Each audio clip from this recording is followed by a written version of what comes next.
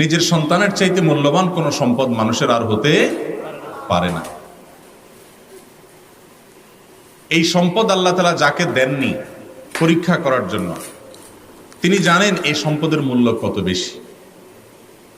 যাকে আল্লাহ তাআলা কোনো সন্তান দেননি, নিঃসন্তান রেখেছেন, সে আল্লাহর বান্দা জানেন যে এই নিঃসন্তান হওয়ার কষ্ট বেদনা কত মারাত্মক, কত বেশি। আর যাদেরকে আল্লাহ তাআলা এই সন্তান দিয়েছেন, এই নেয়ামত দিয়েছেন, সন্ততি দিয়েছেন, তারা এই নেয়ামতের যদি সদ্ব্যবহার না করেন, এই নেয়ামতের যদি যথাযথ কদর না করেন, তো আল্লাহ রাব্বুল আলামিনের কাছে এর জন্য জবাবদিহি করতে হবে।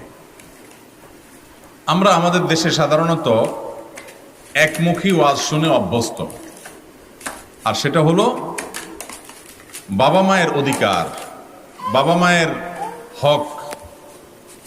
সন্দেহ নাই যে এই পৃথিবীতে আল্লাহর পরে